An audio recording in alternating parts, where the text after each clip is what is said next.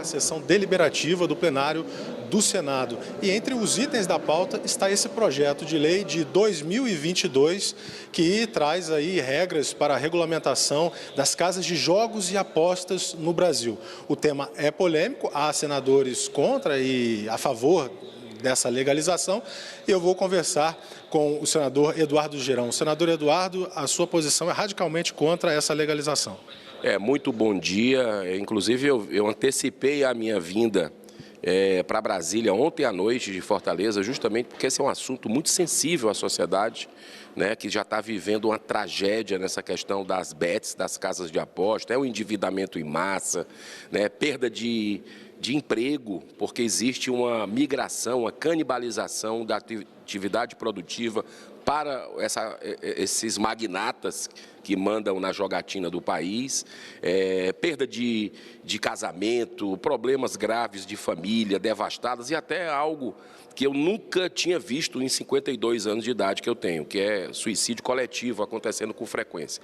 Então, no meio de uma crise humanitária dessa, uma tragédia que a gente vive, o Senado pensar, e muito pior, colocar na pauta bingo e cassino, são 700 bingos pelo projeto, e 67 cassinos, sem falar em banca de jogo do bicho por todo lugar.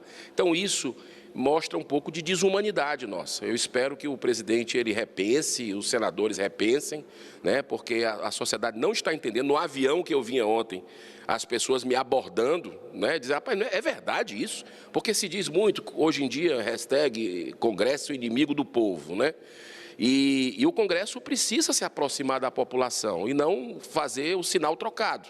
Então, que a gente possa dar uma resposta diferente do que foi no aumento de deputados, né, que por um voto nós perdemos. Eu acredito que a gente tem uma margem maior, porque os senadores já entenderam que esse caso é um caso que leva as pessoas à beira do precipício e o brasileiro não aguenta mais de dívida por causa de jogo. Isso aí é para pegar, sabe o quê, Tiago? É para pegar, se as casas de apostas, a Bets, pega até 49 anos, a faixa etária, essa de bingo e cassino pega o restante. Pega de 49 até a velhice, os idosos. Então, a gente não pode permitir, tem que proteger esse tecido social e, com a graça de Deus, nós vamos vencer essa batalha junto com a população que está cobrando de forma educada, de forma respeitosa, os seus senadores para votarem contra essa loucura. Certo, senador. Agora, no ano de 2023, passou a lei das bets aqui no Senado. Aí, agora, tem também essa iniciativa de votar e vamos ver qual vai ser o resultado do plenário.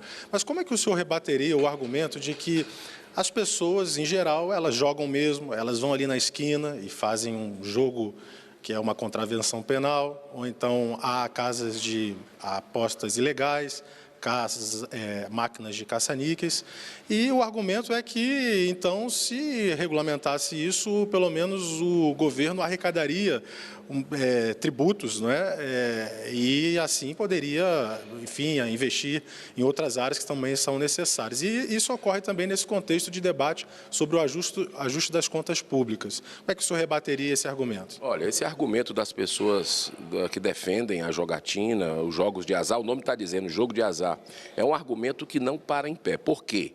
E eu estudo esse assunto há mais de 20 anos. Né? Fui a Las Vegas para estudar, para conversar nas universidades, para pegar dados, que é a meca do jogo de azar. E lá, se você entrar na página do FBI, lá de Nevada, você vai ver que tem centenas, acho que milhares de denúncias de casas ilegais. Lá que é legalizado há décadas. Você imagina o que é nos Estados Unidos, onde existe o enfrentamento à corrupção, à impunidade. Junto com o jogo de azar, vem tráfico de droga, tráfico de arma, né? E o crime organizado no Brasil nunca lavou tanto dinheiro, nunca aumentou tanto seus lucros depois das casas bets. Né? E a gente viu isso aí nos grandes veículos de comunicação. Então, por que o Brasil quer mais problema? Né? Se você tem a Associação Nacional dos Delegados da Polícia Federal fazendo nota contra, né? A PGR, 2 notas técnicas contra tinha bingo e cassino. Você pega também aí o Sindifisco também, que reunia auditores fiscais contrários, sem falar em entidades religiosas. O Brasil é a maior nação católica do mundo, a maior nação espírita do mundo, a segunda evangélica, já chegando na primeira, todas com notas firmes contrários. Então, eu acredito que tem muita coisa por trás que a gente não consegue perceber. O cigarro, por exemplo, né? Um dos argumentos é que o cigarro, depois que fosse legalizado, não ia ter contravenção. E é só o que você vê de contrabando, né, de cigarro. Se você pegar 60% do cigarro vendido no Brasil, né, segundo o Instituto Nacional do Câncer, é de cigarro contrabandeado. E ele é legalizado no Brasil. Então, não significa dizer que você legalizar, você vai acabar com o ilegal. Muito pelo contrário, você vai ter propaganda, você vai ter mais ludopatas, pessoas que são viciadas no jogo, que é a grande parte do faturamento dessas empresas. Então, o Brasil não combina com isso. As bets já foram um sinal de que esse caminho é errado. Então, a gente não pode insistir no erro. Muito pelo contrário, a gente tem que resolver o problema das bets, né, para aí depois discutir alguma outra coisa, né, nesse sentido. Porque as bets estão fazendo esse estrago e a gente não deu uma solução para isso. Enquanto isso, milhões perdem para meia dúzia ganharem dessas casas de aposta. Certo. Aproveitando a sua presença aqui, senador, a gente quer saber também um pouquinho sobre a repercussão da decisão do ministro Alexandre de Moraes, lá do Supremo Tribunal Federal, que suspendeu todos os atos, tanto do Palácio do Planalto, ou seja, do presidente Lula, decretos dele de elevação da alíquota do IOF, quanto o decreto aqui do Poder Legislativo, do Congresso Nacional, que sustou os efeitos dos decretos presidenciais. Como é que o senhor viu esse movimento do ministro Alexandre de Moraes? Olha, mostra que o Congresso Nacional e nada é a mesma coisa, né? Então, o Congresso ele precisa reagir. Da mesma forma que o Congresso reagiu quando o presidente Rodrigo Pacheco estava aqui. E, nesse aspecto, a gente tem que reconhecer que ele enfrentou a PEC antidrogas, né, que a gente conseguiu aprovar por 4 votos, depois de um ativismo judicial do Supremo, legislando. Eles fizeram na censura 2 semanas atrás, né, a questão do marco civil da internet. Nós precisamos reagir também. E com relação ao IOF, isso é brincadeira, né? Isso é brincadeira. Nós somos pagos para isso. E não é barato para o povo brasileiro, para o STF vir dar de poder moderador. E estava todo mundo lá em Portugal. Estava todo mundo lá. Ninguém sabe quem pagou, como é que é isso, quem é que estava lá. Disseram que até Casabete participou de painel. Então, esse país está virando um caos institucional, porque o Senado, infelizmente, não se posiciona com relação a impeachment de ministro. A solução é amarga, mas essa solução está cada vez mais próxima, porque a população entendeu que o impeachment de um ministro que abusa da Constituição, que quer dar uma de político, é um tribunal político, as falas são políticas, fora dos autos, o que você não vê em nenhum país do mundo. Então, o Senado precisa avançar nessa questão para colocar cada um no seu quadrado. Está na Constituição, o Senado pode avaliar pedido de impeachment de ministro, e tem 60. Eu estou entrando com o senador Magno Malta e outros colegas, mais um essa semana, né, que é do ministro Gilmar Mendes, inclusive. E a gente precisa, efetivamente, avançar com o pedido de impeachment.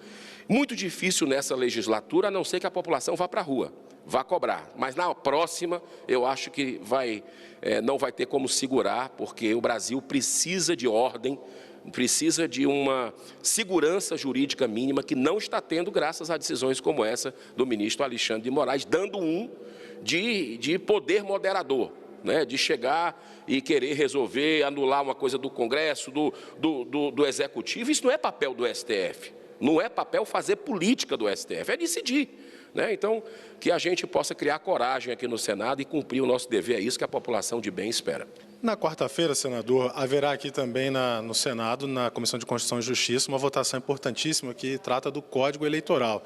Até um calendário um pouco apertado, já que estamos chegando no final do primeiro semestre, mas gostaria de saber a sua opinião sobre as principais mudanças que podem ser trazidas com o novo Código Eleitoral. Tem muitas deformações dessa reforma, né?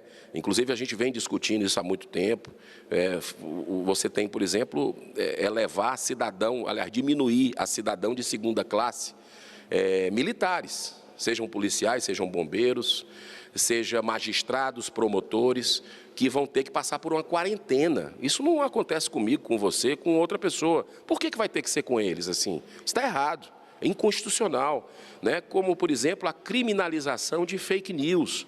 Tem lá itens que você pode chegar, se questionar, a urna, enfim, pode chegar a 7 anos de prisão. Eles estão querendo institucionalizar algo que os tribunais secretos fizeram, à luz do dia, inclusive, não é nem mais secreto, onde até deputado perdeu mandato por questionar, né? Então, ali tem uma série, por exemplo, a lei da ficha limpa. A lei da ficha limpa teve 1.600.000, quase 1.700.000 assinaturas, um projeto popular da sociedade, e está sendo praticamente desfeita, né? Está tendo desmanche da lei da ficha limpa com essa reforma do Código Eleitoral. Então, espero que os senadores amanhã tenham sabedoria, bom senso para negar, porque são tantas emendas a fazer, tantos destaques, que não cabe ali dentro da discussão, né? Porque é um projeto, um calhamaço assim, não dá para fazer às pressas.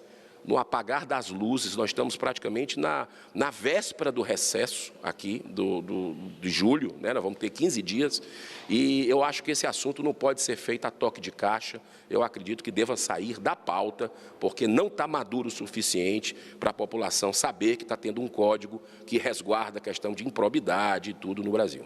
Tá certo, senador. Lembrando também que, para valer para as eleições de 2026, esse projeto tem que ser aprovado até o final de setembro, iniciozinho de outubro, por conta do princípio da anualidade, que é um princípio aí do direito, que exige que alterações na legislação eleitoral, elas entrem em vigor pelo menos um ano antes da próxima eleição do pleito, para que elas vão valer. Senador, muito obrigado pela sua presença aqui. Eu quero lembrar também aos telespectadores que o jornalismo da TV Senado ouve todos os lados e busca realmente a opinião de todas as tendências políticas presentes aqui no Congresso Nacional. Então, passando outro senador por aqui, nós vamos também ouvir a opinião dele sobre esses assuntos sobre os quais abordamos aqui com o senador Eduardo Girão. Um bom dia de trabalho para o senhor, senador. Muito bom dia, parabéns à equipe da TV Senado pelo trabalho, sempre do bom jornalismo, ouvindo os dois lados, e estamos à disposição, inclusive, para fazer debate sobre o assunto. Eu acho que isso é importante para que a população tire suas próprias conclusões do que está acontecendo aqui na Casa Revisora da República. Ótima semana, que Deus abençoe a todos vocês. Muito obrigado, senador Girão. André, então, devolvo para você aí com essa tomada de assuntos que devem acontecer essa semana aqui no Senado. É com você no estúdio.